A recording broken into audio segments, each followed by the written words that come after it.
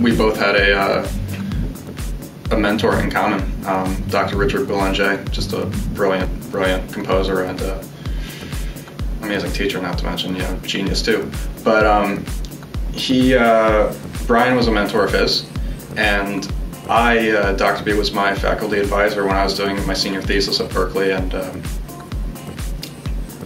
when I finished up school, Brian happened to be looking, for a new employee to come work in his new studio, and I was just fresh out of school, so I guess he called, Dr. B, and kind of just, so it was that simple. But I found once I got out of, working with Brian, that I still had in my mind, I only wanted to work with the top. And so what I was doing right away was any track, I would do, and it was the first time I was actually making dance tracks on my own. Before that, I was making like weird glitchy music and stuff like that. So my first dance tracks, thankfully, Andrew Bayer, he was, with Anjuna, so I would just send everything to him first. So, the first thing I ever did was played on their radio show.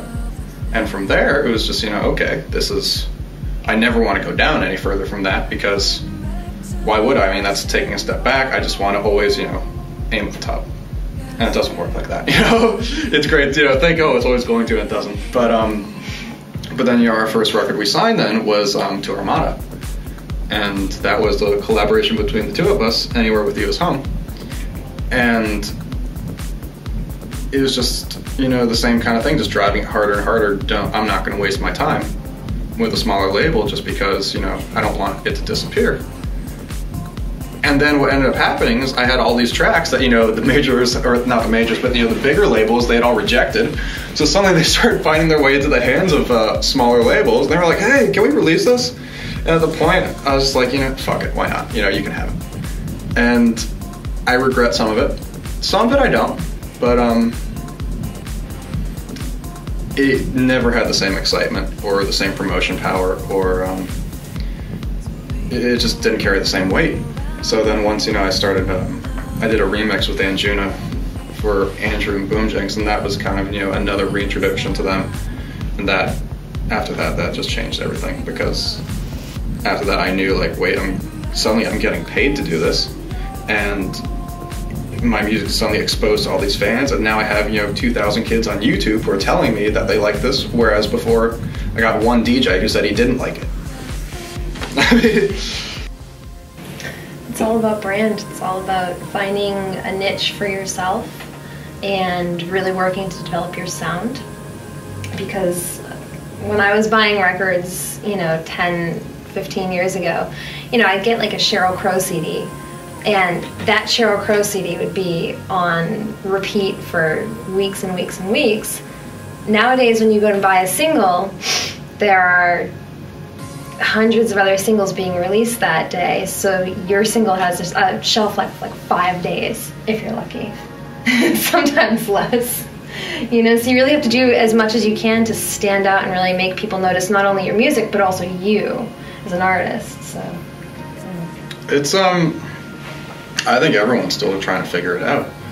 It's the kind of thing where, like Kerry said, there are a million things coming at any given time, but suddenly what you're competing against now, it's no longer the quality of the music. Whereas, there used to be, essentially what a record label used to be was a filter that, it said, okay, this is what's good, this is what's crap, and, listen to our judgment. And now that anyone can put a record label out there, with, not even any money, you don't even need to pay to get on Beatport. You just like, okay, I'm going to give away 50% of my sales, I'm on there. So now you have, 50 kids, running 50 different labels who are all making the same sound from the same city.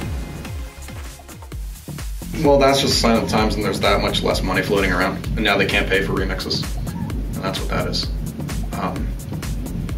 I know from previous experience with other labels, asking to get remixes done, and now they refuse half the time, unless, you're a bigger artist name, because there's no financial incentive for them to do it.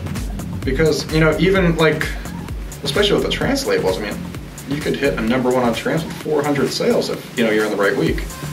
400 sales isn't going to even recoup in advance of, like €100.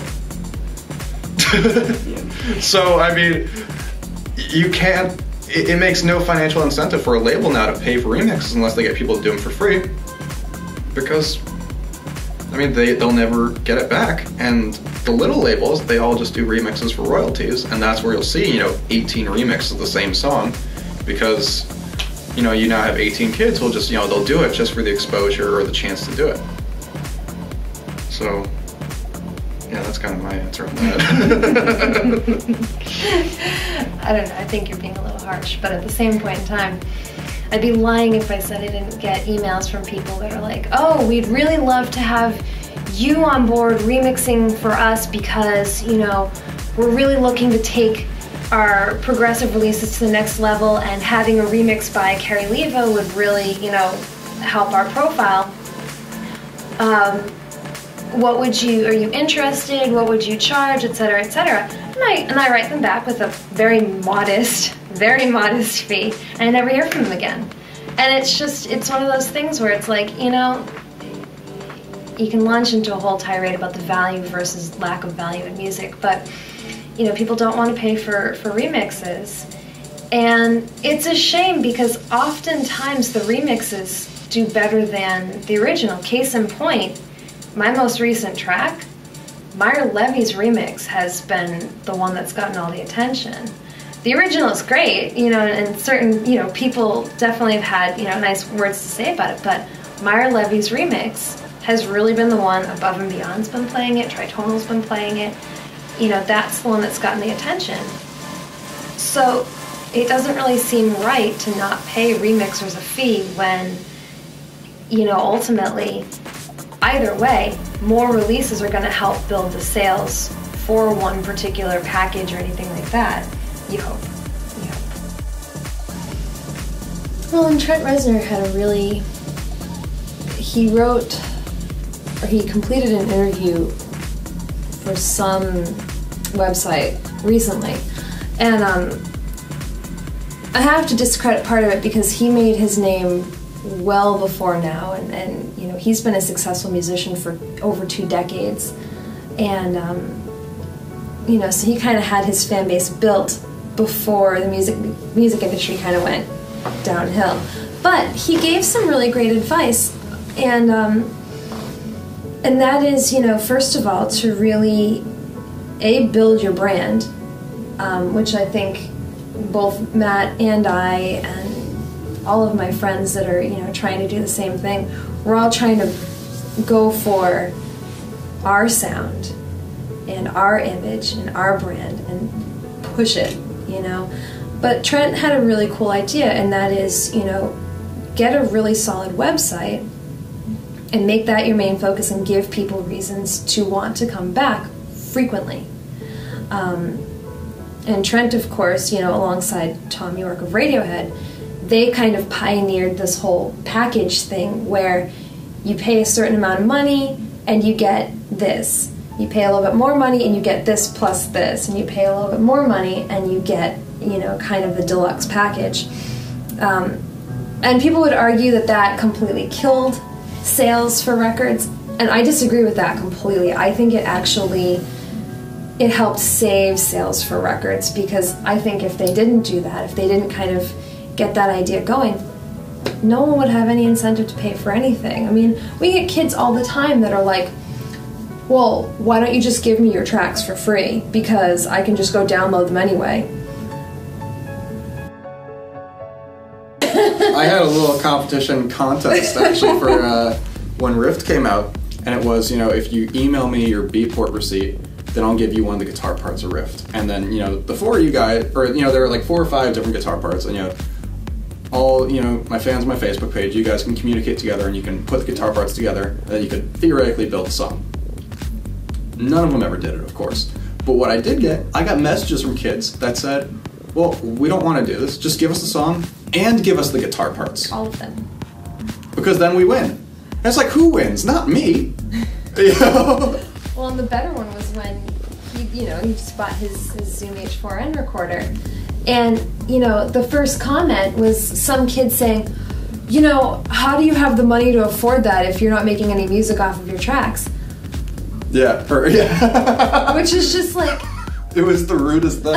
Well, and it's I think people have this grave misunderstanding about where the money comes from. I mean, I have to work like more than full-time here in order to be able to pay rent and student loans and my bills and everything else, so that I can do a little bit of music each week, you know, and you know, with Matt, you know, he had to move back home and everything to save money so that he wouldn't have to rely on music sales and freelancing, and it's kind of it's a very daunting belief out there that too many people think that, you know, $1 for a song on iTunes, all of that goes to us.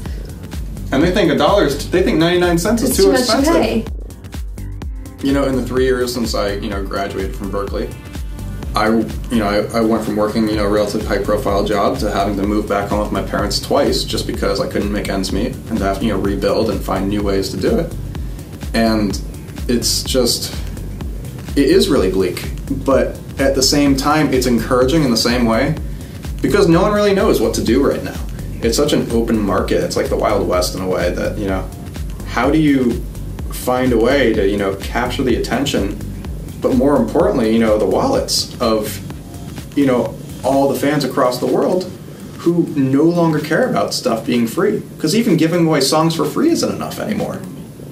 So what do you do to, you know, get them to support you?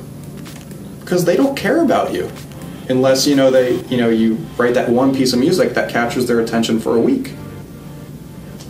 So it's, you know, it's a real hard, you know, ballpark right now, and I think we're all trying to figure it out, but you have to, everyone's doing it in different ways, and, you know, whether you're packaging your own work with other material, like, you know, t-shirts, or, you know, Alessandro Cortini just, you know, he handmade little synthesizers, and, you know, he sold them with his record, and he sold all of them. Like, that was a great idea, and, like, little gimmicks like that are going to pull people in to buy stuff, because you can't download that stuff.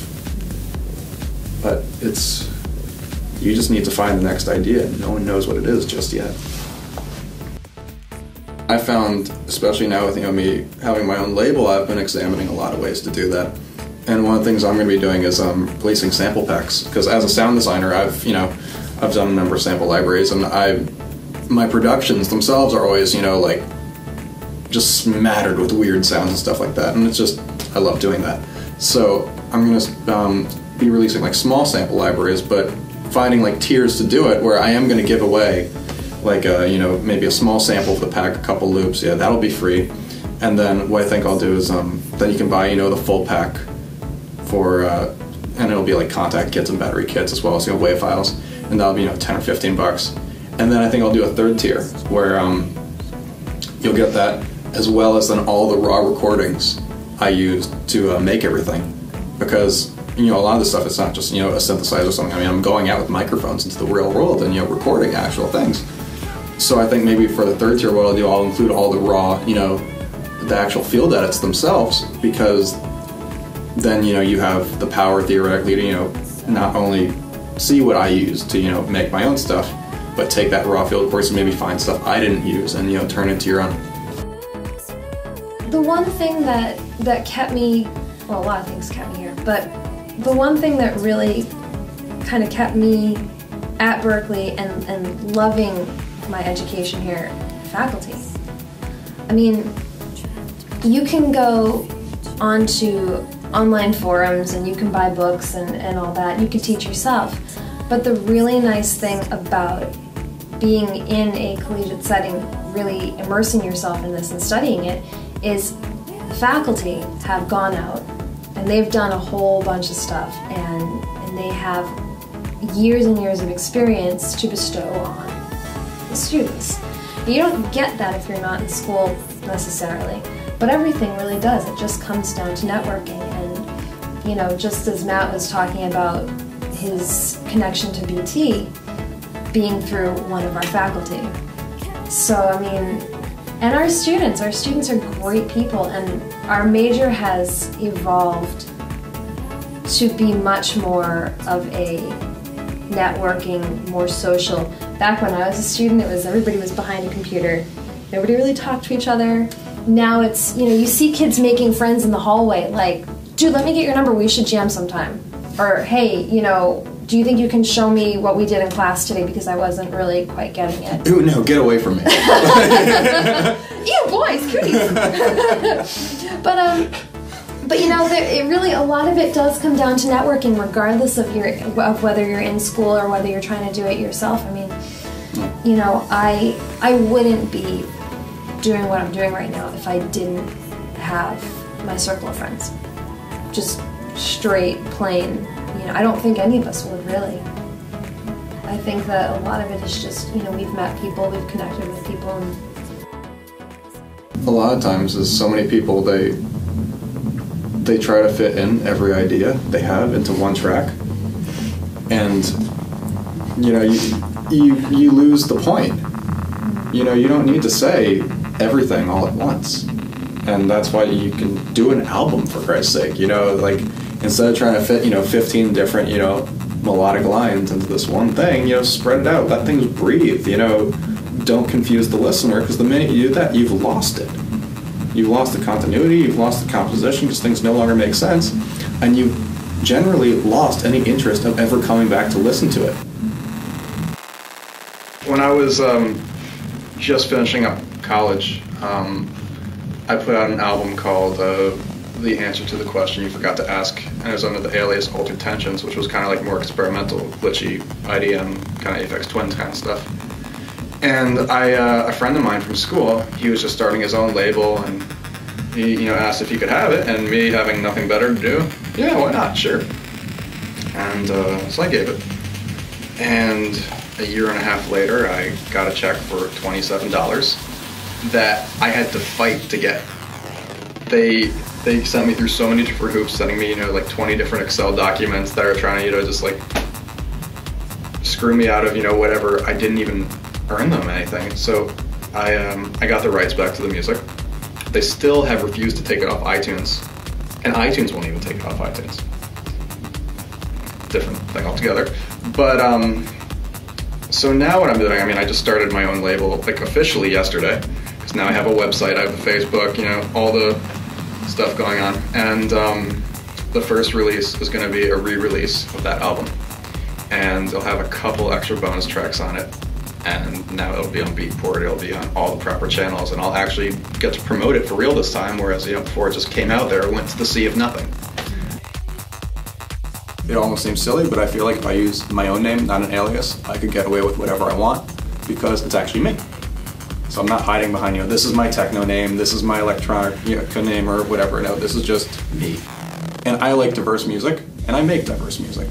And I don't want to just have to be bound by, oh, you know, he only does, you know, music that sounds like it's the other Lange. So, no, I don't know, I just don't feel like being locked in anymore. My interests, they're just too far spread. I mean, I spend actually most of my time right now making pop music, because I love pop, and that's actually just, it's a different way of writing music. And I've just been enjoying that a lot, and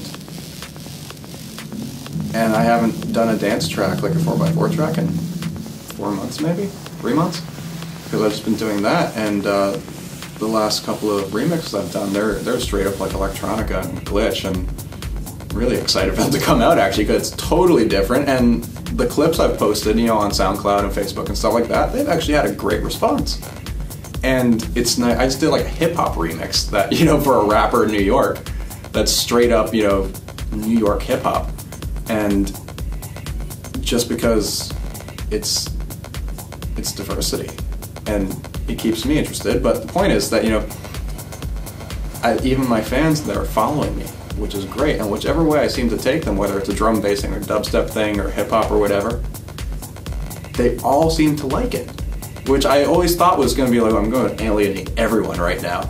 And it's nice to see that, you know, they're actually coming along. And I get comments like, you know, even though I think, you know, dubstep is awful and I hate all of it, I really like yours. So maybe I'll open some eyes up, you know, to, like, you know, get out of the box a little bit, you know, there's other music out there.